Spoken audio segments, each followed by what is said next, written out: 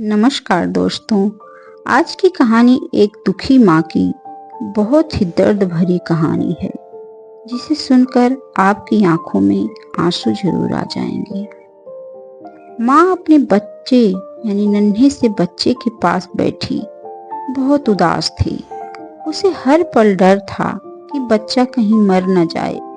उसका मासूम चेहरा पीला पड़ चुका था तथा आंखें बंद थी।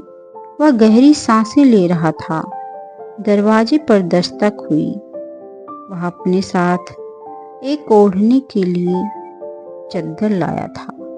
हालांकि वह खुद सर्दी से कांप रहा था। उधर माँ ने नन्हे बच्चे का हाथ थाम लिया। वह बोला, तुम सोचती हो कि मैं इसे रख सकूंगी? उसने पूछा, क्या ईश्वर मुझसे छीन कर ले जाएगा मेरे बच्चे को? वह बूढ़ा आदमी, जो साक्षात मृत्यु था, ने अजीब ढंग से सर हिलाया। उसका मतलब हाँ या ना दोनों में हो सकता था। विगत 3 दिनों से वह ठीक से सोई नहीं थी। आंसू उसके गालों से होते हुए टपकने लगे। उसने चारों तरफ देखा।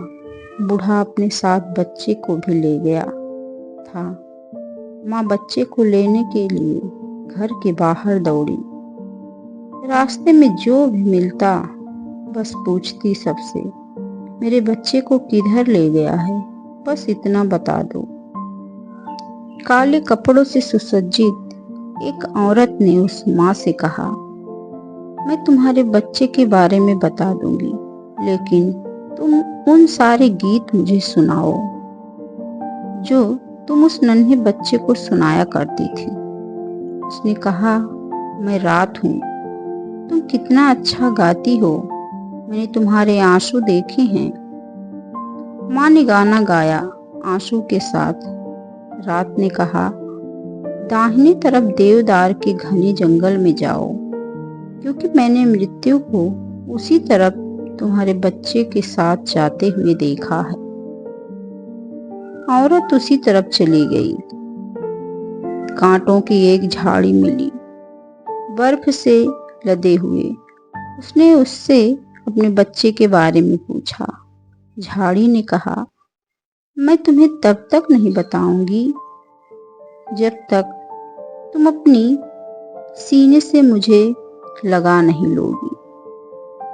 माँ की छाती में कांटे घुस गए और जैसे ही उसने झाड़ी को अपने सीने से लगाया, रक्त की बड़ी बड़ी बूंदें बहने लगी।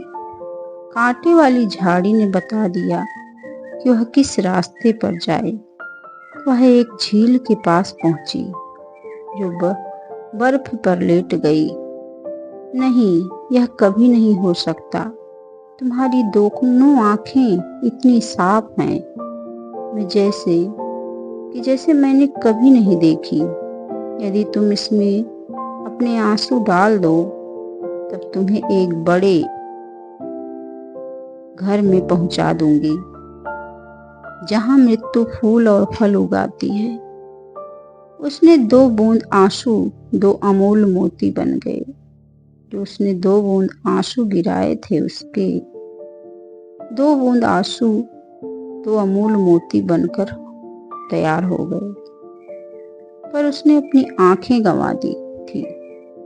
एक बूढ़ी औरत मिली, तुम्हारे बच्चे को मैं नहीं जानती, और तुम देखोगी कैसे अपने बच्चे को? तुमने तो अपनी आंखें ही गंवा दी है। तुम्हारी आंखें तो चली गई हैं। इसके बाद उसने महान शीशे के घर में, बड़े से शीशे के घर में उसे ले गई, जहां ना जाने कितने फूल और फल उगे थे। हर फूल और फल के वृक्ष का कोई न कोई नाम था। प्रत्येक मानव जीवन था, जिसमें मानव जीवन का हृदय धड़क रहा था।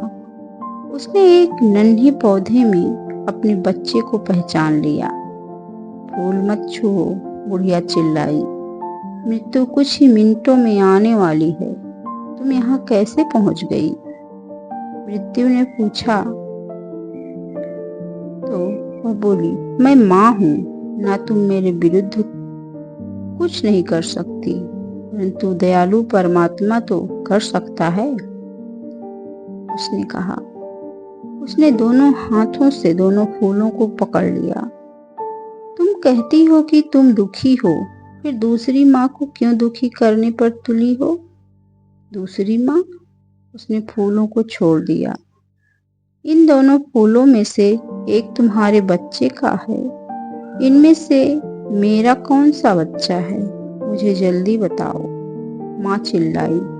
मृत्यु ने कहा, तुम अपना बच्चा वापस चाहोगी या इसे उस स्थान पर ले जाऊं जिसे तुम नहीं जानती? तुम्हारी इच्छा सर्वोत्तम है, मुझे मत सुनो। उसने अपने सर को अपनी छाती पर गिरा लिया। मृत्यु उसके बच्चे के साथ अनजाने स्थान को चली गई। उसके बच्चे को लेकर चली गई।